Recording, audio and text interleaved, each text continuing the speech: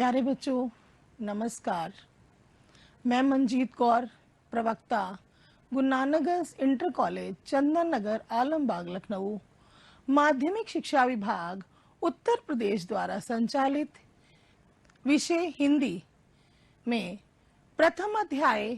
आज का हमारा प्रकरण है हिंदी गद्य साहित्य का विकास, भाग 2 का अध्ययन करेंगे।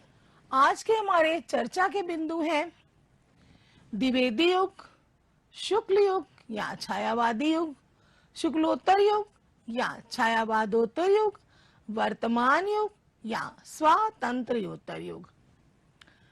बच्चों, पूर्व की कक्षा में हम लोग हिंदी गद्य साहित्य का विकास, खड़ी बोली गद्य का विकास, पूर्व भारतेंदु युग एवं भारतेंदु युग का परिचय प्राप्त कर चुके हैं।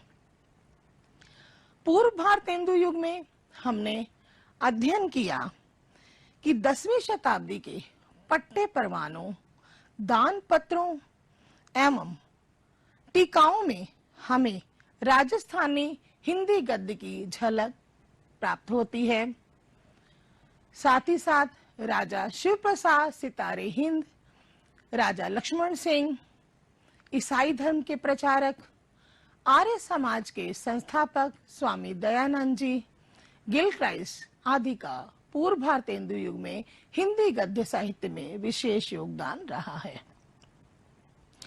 सन 1868 से 1903 तक हिंदी गद्य साहित्य को आधुनिक युग के नाम से जाना जाता है। इसके प्रणेता भारतेंदु हरिश्चंद्र जी ने हिंदी भाषा का प्रचार और प्रसार किया। भारतेंदु जी ने एवं उनके समकालीन साहित्यकारों ने विभिन्न विधाओं में रचनाएं की एवं विभिन्न पत्रिकाओं का भी संपादन एवं सफल प्रकाशन भी किया।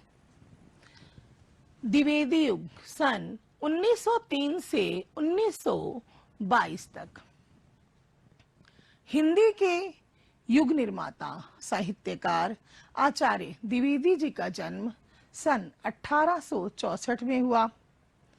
हिंदी भाषा के संस्कारकर्ता, परिष्कारक, उत्कृष्ट निबंधकार, प्रखर आलोचक तथा आदर्श संपादक द्विवेदी जी से हिंदी साहित्य के द्वितीय उत्थान का प्रारंभ माना जाता है। आचार्य महावीर प्रसाद द्विवेदी जी सन 1903 में सरस्वती पत्रिका के संपादक नियुक्त हुए। सरस्वती पत्रिका को ही 20वीं शताब्दी के आरंभिक चरण का विश्वकोश कहा गया है। भारतेंदु जी ने हिंदी साहित्य में नवयुग का सूत्रपात तो किया, द्विवेदी जी ने भारतेंदु युग की भाषागत त्रुटियों को दूर किया तथा हिंदी भाषा और उसकी शैली को परिष्कृत करके उसे और समृद्ध किया। इस प्रकार द्विवेदी जी की प्रेरणा से और प्रोत्साहन से उच्च कोटि के साहित्य का सृजन हुआ। उस समय के अपरिपक्व लेखकों की भाषा शैली संबंधित जो उनकी रचनाएं थी उसमें उन्होंने आलोचना की उसकी और साथ ही साथ उनको सुझाव भी दिए और नए लेखकों को प्रोत्साहित किया। इस प्रकार से द्विवेदी जी की प्रेरणा से और प्रोत्साहन से उच्च कोटि के साहित्य का सृजन हुआ। द्विवेदी जी ने सरस्वती पत्रिका के माध्यम से लेखकों को व्याकरण की अशुद्धियों के प्रति सचेत किया। सरस्वती पत्रिका के अतिरिक्त द्विवेदी युग में सुदर्शन, समालोचक, प्रभा, मर्यादा, माधुरी आदि पत्रिकाएं भी लोकार्पित हुई हैं। इस युग में निबंध, उपन्यास, कहानी तथा नाटक आदि की रचना भी की गई है। द्विवेदी युग में राष्ट्र भावना या राष्ट्र प्रेम रूढ़ी विद्रोह, मानवतावाद, नारी का उत्थान आदि विषयों पर जो है साहित्य का सृजन किया गया है। बच्चों, अब हम देखते हैं द्विवेदी युग के नाटक। द्विवेदी युग में पौराणिक, ऐतिहासिक, सामाजिक, रोमांचकारी तथा अनूदित नाटकों की रचना की गई है। त्रेता युग के महानायक श्री राम के चरित्र पर, द्वापर युग के महानायक श्री कृष्ण चरित्र पर एवं पौराणिक पात्रों एवं घटनाओं से संबंधित जो नाटक लिखे गए उन्हें हम पौराणिक नाटकों की श्रेणी में रखते हैं। पौराणिक श्री कृष्ण चरित्र से संबंधित पौराणिक नाटकों में राधाचरण गोस्वामी जी का श्रीदामा। पौराणिक नाटकों के साथ ही द्विवेदी युग में जो है ऐतिहासिक नाटकों की रचना की गई, जिसमें गंगा प्रसाद गुप्त जी का वीर जयमल, वर्तमान परिस्थितियों पर आधारित सामयिक नाटक की रचना भगवती प्रसाद जी द्वारा रचित वृद्ध विवाह माना जाता है। द्विवेदी युग में अनूदित नाटकों में लाला सीताराम जी का मृच्छकटिकम महत्वपूर्ण नाटक है। आगे हम बच्चों देखेंगे द्विवेदी युग के उपन्यास। द्विवेदी युग के उपन्यासों में चंद्रकांता देवकी नंदन खत्री जी द्वारा रचित उपन्यास है। तारा रजिया बेगम किशोरीलाल गोस्वामी जी का महत्वपूर्ण उपन्यास है। इसमें नारी प्रधान और श्रृंगारिक वर्णन किया गया है। अयोध्या सिंह उपाध्याय जी का अधिकिला फूल हिंदी का ठाठ जो है द्विवेदी युग के प्रमुख उपन्यास माने जाते हैं। द्विवेदी युग में दोनों प्रकार के नाटकों की रचना हुई है, मौलिक नाटक और अनूदित नाटक। द्विवेदी युग में कौतूहलपूर्ण, रहस्यात्मक, रोमांचकारी, सामाजिक जीवन की जो सत्य समस्याएं, सत्य पर आधारित जो समस्याएं या यथार्थ समस्याओं को लेकर भी उपन्यासों की रचना की गई है। अब हम अवलोकन करेंगे द्विवेदी युग की कहानियां। भारतेंदु युग में कहानी लेखन का प्रारंभ नहीं हुआ था। सरस्वती पत्रिका के प्रकाशन के साथ ही हिंदी कहानी का जन्म माना जाता है। काशी में जन्मे किशोरीलाल गोस्वामी जी की कहानी इंदुमती सरस्वती पत्रिका में प्रकाशित हुई। इंदुमती कहानी को 1900 ईस्वी की हिंदी की प्रथम कहानी होने का श्रेय प्राप्त है, परंतु कुछ विद्वान माधवराव सप्रे जी की कहानी एक टोकरी भर मिट्टी 1901 की जो कहानी है उसको हिंदी की प्रथम कहानी मानते हैं। तत्पश्चात लाला भगवान दीन की प्लेग की चुड़ैल, रामचंद्र शुक्ल जी की 11 वर्ष का समय, चंद्रधर शर्मा गुलेरी जी की उसने कहा था द्विवेदी युग की महत्वपूर्ण कहानियां हैं। द्विवेदी युग के निबंध। द्विवेदी युग में व्यक्ति व्यंजक निबंधों की रचना तो नहीं हुई। व्यक्ति व्यंजक अर्थात गूढ़ भावों को प्रकट करने वाली जो निबंध की रचना है वो द्विवेदी युग में नहीं हुई, लेकिन विविध विषयों को लेकर द्विवेदी युग में विभिन्न निबंधों की रचना हुई है।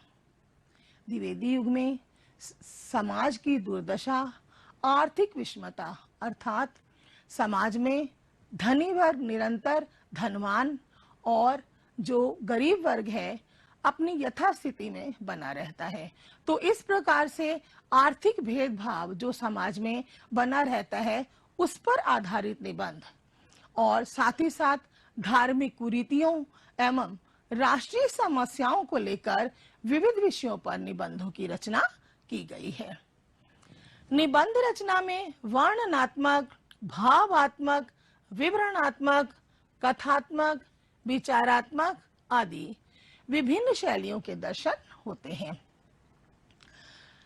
निबंध लेखकों में महावीर प्रसाद द्विवेदी जी के अतिरिक्त डॉक्टर श्याम सुंदर दास जी की गद्य कुसुमावली, इसमें उन्होंने विभिन्न विषयों पर आधारित निबंधों का संकलन किया है, उनकी रचना भी की है।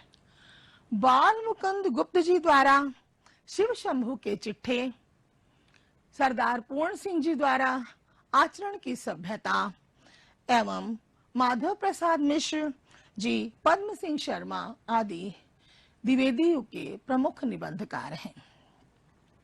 द्विवेदी युग में आलोचना, संस्मरण, जीवनी, यात्राव्रत एवं पत्र साहित्य की रचना भी आरंभ हो चुकी थी। समालोचना का पूर्ण वैभव भी इस काल में दिखाई दिया। द्विवेदी जी ने विस्तृत आलोचना का मार्ग दिखाया। मिश्र बंधुओं एवं पद्म सिंह शर्मा ने पुराने कवियों पर अपने विचार प्रकट किए। इस प्रकार से बच्चों, हम देखते हैं कि द्विवेदी युग में भाषा, परिष्करण तथा विभिन्न विधाओं में साहित्य सृष्टि के साथ हिंदी साहित्य का चतुर्दिक विकास हुआ। शुक्ल युग या छायावादी युग सन 1920 से 1938 तक। 1920 से 1938 तक के काल को छायावादी युग के नाम से या शुक्लवादी युग के नाम से जाना जाता है। कुछ विद्वान इसे प्रसाद युग या प्रेमचंद युग के नाम से भी जानते हैं। यह काल भारतीय जीवन के राजनीतिक, सामाजिक, सांस्कृतिक तथा आर्थिक घटनाक्रम की दृष्टि से विशेष महत्व का रहा है। उस समय गांधी जी के सहयोग से, गांधी जी के प्रभाव से स्वतंत्रता आंदोलन पूरी गति पर था। असहयोग आंदोलन, सविनय अवज्ञा आंदोलन, जलियांवाला बाग हत्याकांड के साथ साथ क्रांतिकारी गतिविधियां भी तीव्रता से संचालित थी, क्योंकि उस समय हमारा देश अंग्रेजी शासन के अधीन था और हम लोग आजादी प्राप्त करने के लिए क्रांतिकारी गतिविधियां भी हो रही थी और गांधी जी का अहिंसा आंदोलन भी चल रहा था। साथ ही पाश्चात्य शिक्षा और साहित्य का भी जनमानस पर प्रभाव पड़ने लगा था। छायावादी युग में नाटक के क्षेत्र में जयशंकर प्रसाद जी के रूप में एक युगांतर उपस्थित हुआ। इस काल में ऐतिहासिक, समसामयिक, हास्य, व्यंग्यात्मक तथा गीति नाट्य आदि सभी प्रकार के नाटकों की रचना हुई है। भारतीय तथा पाश्चात्य सिद्धांतों व रंगमंच के सम्मिलन से नाटकों में प्रभावात्मकता एवं उत्कृष्टता का समावेश हुआ। जयशंकर प्रसाद जी की ध्रुव स्वामिनी, कल्याणी, चंद्रगुप्त, स्कंदगुप्त आदि महत्वपूर्ण नाटक हैं। इसी प्रकार से हरि कृष्ण प्रेमी जी का स्वर्णविहीन एवं रक्षाबंधन, लक्ष्मी नारायण मिश्र जी का सन्यासी, मुक्ति का रहस्य। नाटकों के साथ साथ उपन्यास के क्षेत्र में भी प्रेमचंद जी का उदय एक महत्वपूर्ण साहित्यिक घटना है। प्रेमचंद जी ने रोमांचक, रहस्यात्मक और कौतूहलपूर्ण उपन्यासों के जगत से यथार्थ की भूमि पर उपन्यासों को लाकर खड़ा कर दिया। उस समय प्रेमचंद जी ने जिन उपन्यासों की रचना की, उसमें शहरी, ग्रामीण, सामाजिक समस्याओं का चित्रण उन्होंने किया। इसलिए मुंशी प्रेमचंद जी को उपन्यास सम्राट भी कहा जाता है।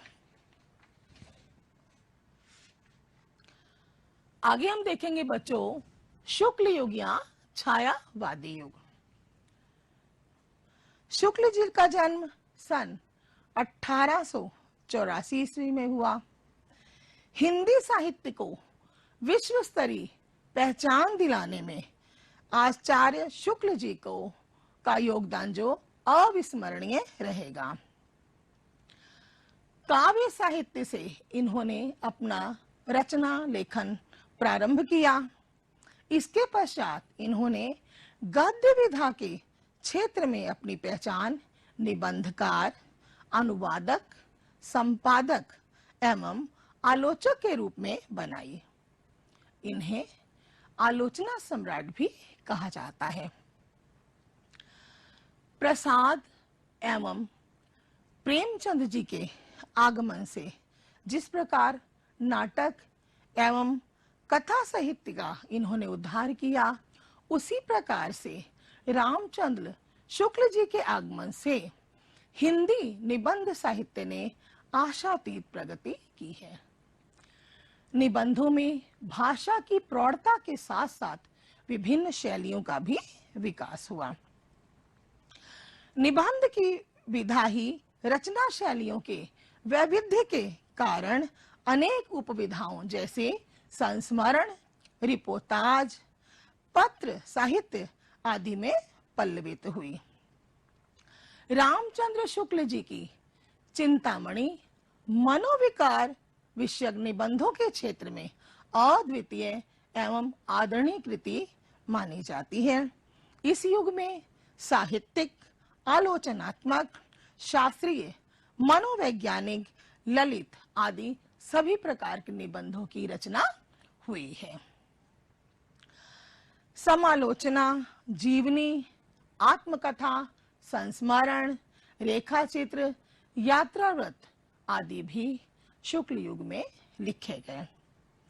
साहित्य के इतिहास लेखन का प्रारंभ भी शुक्ल युग से माना जाता है।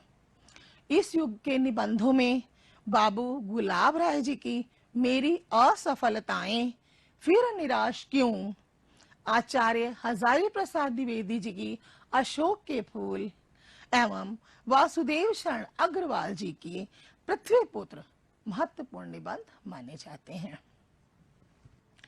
छायावादी युग के प्रमुख कहानीकारों को हम अवलोकित करते हैं। छायावादी युग के प्रमुख कहानीकार हैं प्रेमचंद, जयशंकर प्रसाद, चतुरसेन शास्त्री, जैनेन्द्र एवं सच्चिदानंद, हीरानंद, वात्स्यायन अज्ञेय जी छायावादी युग के प्रमुख कहानीकार हैं।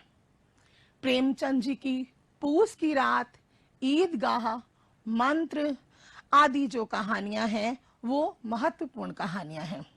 जयशंकर प्रसाद जी की ममता, पुरस्कार, चतुरसेन शास्त्री जी की ककड़ी की कीमत, जैनेन्द्र जी की कोठरी की बात और अज्ञेय जी की स्मृति के गलियारों से एवं रमनते तत्र देवता प्रमुख कहानियां हैं।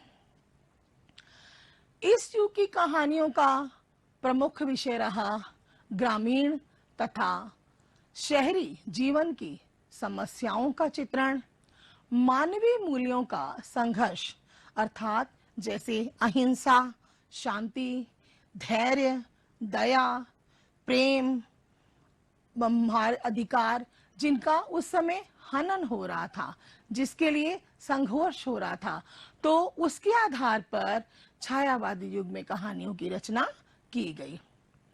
मनोविश्लेषण के आधार पर मानवीय कुंठाओं एवं पीड़ा की अभिव्यक्ति भी इस युग की कहानियों का प्रमुख विषय रहा है। एकांकीकारों में राम कुमार वर्मा, जिन्हें एकांकी सम्राट कहा जाता है, उनका एकांकी दीपदान, उपेंद्र नाथ अश्क जी का साहब का जुकाम पक्का गाना। कुल मिलाकर ये कहा जा सकता है कि छायावादी या शुक्ल युग हिंदी साहित्य के पूर्ण उत्कर्ष का काल है। शुक्ल जी की दीप्तिमयता के कारण उनके समकालीन हिंदी गद्य के युग को शुक्ल युग के नाम से जाना जाता है।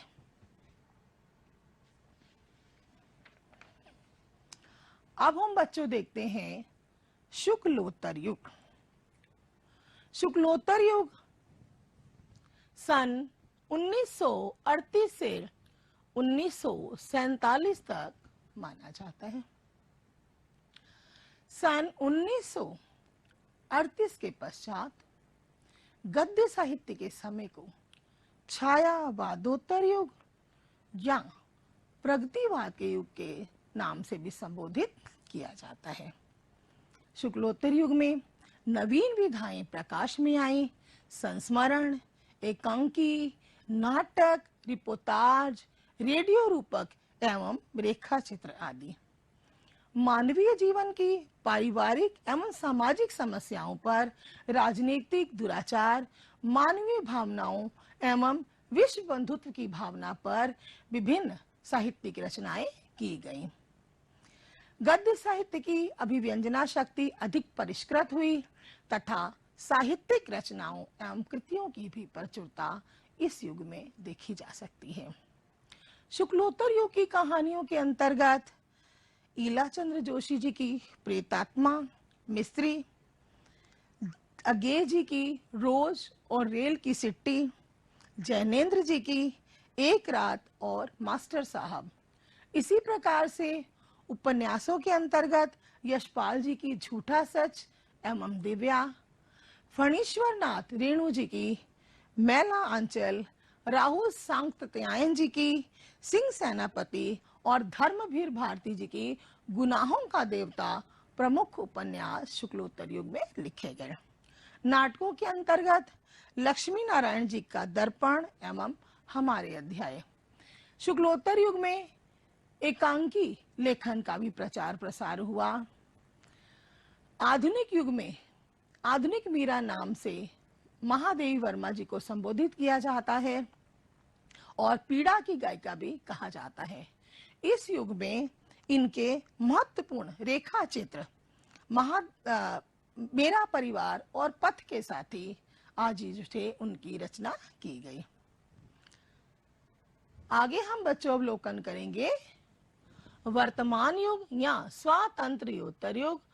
सन 1947 से आज तक का जो युग है वो वर्तमान युग के अंतर्गत आता है।